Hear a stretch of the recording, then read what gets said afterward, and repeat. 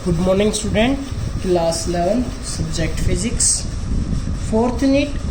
Topic हमारे पास है potential energy of A spring, यानी कि आज जो हम डिस्कशन करेंगे वो स्प्रिंग के बारे में करेंगे।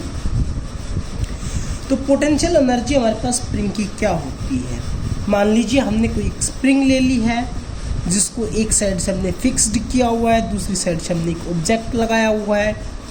अगर हम इस स्प्रिंग को कंप्रेस करते हैं या फिर स्ट्रेच करते हैं तो उस टाइम के ऊपर हम अगर कंप्रेस या स्ट्रेच करने के बाद अगर उसको छोड़ देते हैं तो वो स्प्रिंग अपनी ओरिजिनल पोजीशन के अंदर वापस आ जाती है। जब वो स्प्रिंग अपनी ओरिजिनल पोजीशन के अंदर आएगी तो उसके पीछे कारण होता है कि जब हमने उसको स्ट्रेच या कंप्रेस किया है तो वहाँ पर उस स्प्रिंग की कोई ना कोई एक एनर्जी स्टोर हो जाती है स्प्रिंग के अंदर, जिसकी वजह से वो अपनी ओरिजिनल पोजीशन के अंदर आती है।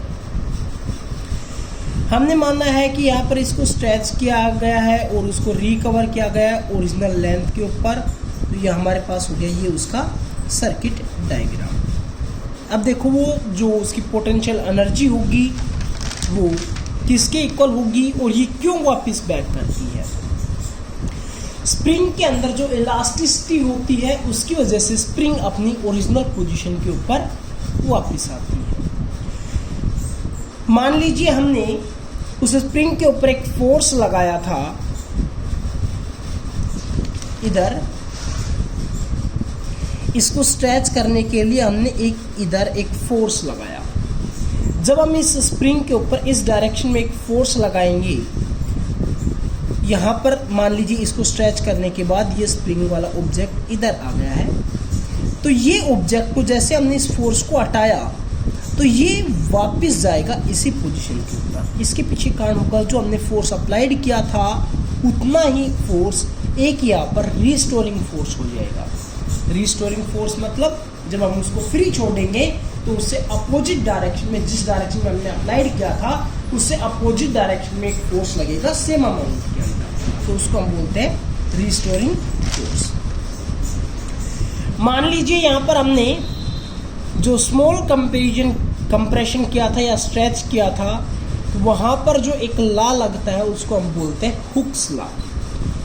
हुक्स लॉ क्या कहता है, स्प्रिंग का जितना हमने स्ट्रेच किया है उतना ही उसका स्प्रिंग कांस्टेंट होगा, यानी कि जो आपने रिस्टोरिंग जो फोर्स लगाया था वो वैल्यू हो। मान लीजिए यहाँ पर मेरे पास एक स्प्रिंग है, ये ऐसे है, मैंने इसके ऊपर कम फोर्स लगाया तो जो इसकी लेंथ जो इंक्रीज होगी वो भी कम होगी। अगर मैं इसके ऊपर ज़्यादा फोर्स अप्लाई करूँगा तो इसकी लेंथ भी क्या होगी, ज़्यादा इंक्रीज होगी।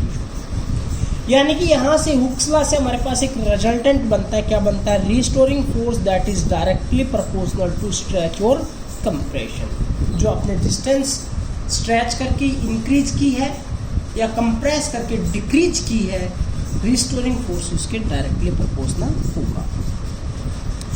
डायरेक्टली प्रोपोर्शनल के कांस्टेंट यानी कि साइन को हटाने के लिए हमने एक कांस्टेंट का यूज किया, कांस्टेंट ऑफ प्रोपोर्शनलिटी, और यहाँ पर यूज किया जाता है के के साथ। और जो के होता है उसको हम बोल देते हैं स्प्रिंग कांस्टेंट या फिर force constant of A spring भी बोला जाता है। ठीक है,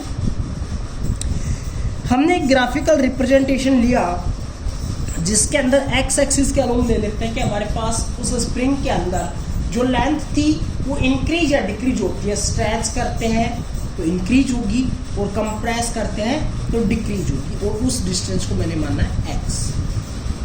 ठीक है, तो हमने हमारे पास जो फोर्स होगा वो डायरेक्टली उसी के प्रोपोर्शनल है, तो मतलब जितना ज़्यादा अगर आप एक्स लेंगे फोर्स भी उतना ही ज़्यादा होगा, तो इसका ग्राफिकल रिप्रेजेंटेशन हो जाएगा स्ट्रेट लाइन।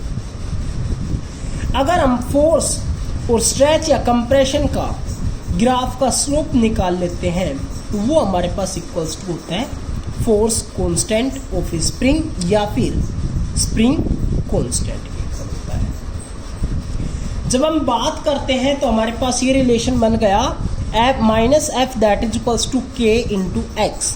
यहाँ से अगर हम के की वैल्यू निकालना चाहेंगे तो क्या हो जाएगी, minus F divided by x.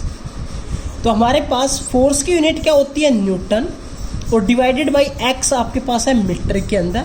तो जो स्प्रिंग कांस्टेंट की यूनिट हो जाएगी वो क्या हो जाएगी, न्यूटन पर मीटर। यहां से हम उसका डायमेंशनल फॉर्मूला निकालना चाहेंगे तो डायमेंशनल फॉर्मूला हमारे पास किसके इक्वल हो जाएगा, m1 L0 T - 2 के इक्वल हो जाएगा। अगर हम किसी स्प्रिंग के ऊपर ज्यादा फोर्स कांस्टेंट ले रहे हैं तो वो स्प्रिंग कैसे कहलाएगी, स्टिफर। और अगर हम वहां पर स्प्रिंग कांस्टेंट कम ले रहे हैं तो वो कैसे कहलाएगी, सॉफ्टर। यानी कि अगर आपने जो फोर्स अप्लाइड किया वो कांस्टेंट ले लेते हैं और उसके अंदर k की वैल्यू ज़्यादा होती है तो डिस्प्लेस क्या होगा, x कम होगा।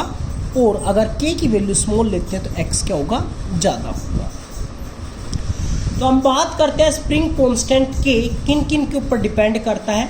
स्प्रिंग कांस्टेंट हमारे पास लेंथ ऑफ द स्प्रिंग के ऊपर डिपेंड करता है।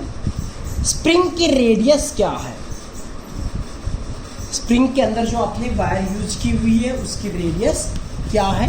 और तीसरा, वो स्प्रिंग किस मटेरियल की बनी हुई है। देखो मेरे पास ये मैंने एक एग्जांपल लिया है, अगर ये एक स्प्रिंग है, इसके ऊपर मैं स्मॉल अमाउंट के अंदर एक फोर्स लगा रहा हूँ तो इसकी भी एक लिमिट होगी।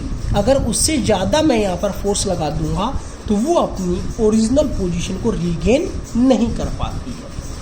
ठीक है, तो वो डिपेंड करता है उस स्प्रिंग का कांस्टेंट क्या है उसके ऊपर, तो वो उसके मटेरियल के ऊपर डिपेंड करेगा। मैंने यहाँ पर एक स्प्रिंग ली है जो कि ओरिजिनल पोजीशन उसकी यहाँ से और ए तक है। मैंने उस स्प्रिंग के ऊपर एक फोर्स लगाया जिसकी वजह से उसकी लेंथ ए से और बी तक इंक्रीज कर ली है। ठीक है, और जो लेंथ इंक्रीज हुई है, मैं मान लेता हूँ पहले यहाँ पर ए के ऊपर 0 थी और जो इंक्रीज हुई है लेंथ वो आपके पास यहाँ से यहाँ हुई है, मतलब x हुई है। तो यहाँ से यहाँ तक उसकी वैल्यू क्या होगी, 0 से x, यानी कि x कहाँ से कहाँ तक चेंज हो रहा है, 0 से x। इन बिटवीन मैंने एक स्मॉल पार्ट ले लिया जिसकी लेंथ है dx। तो dx लेंथ इंक्रीज करने के लिए हमारे पास वर्क डन कितना करना पड़ेगा, तो वर्क डन किसके इक्वल होता है, फोर्स इनटू डिस्प्लेसमेंट।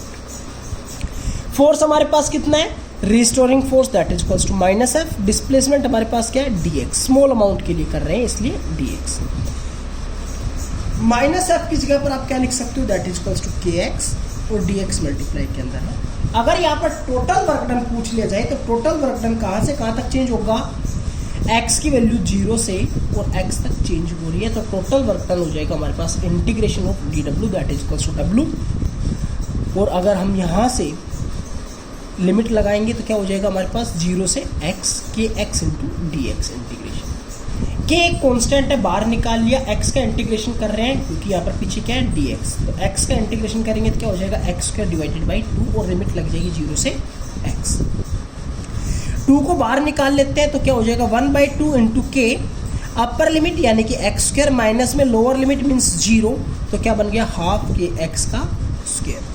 और जो यहाँ पर ये वाला जो टोटल वर्क डन होगा वो उसकी पोटेंशियल एनर्जी की फॉर्म के अंदर स्टोर होगा। तो हम कह सकते हैं कि ये हमारे पास क्या होगी, potential energy of A spring. Thank you.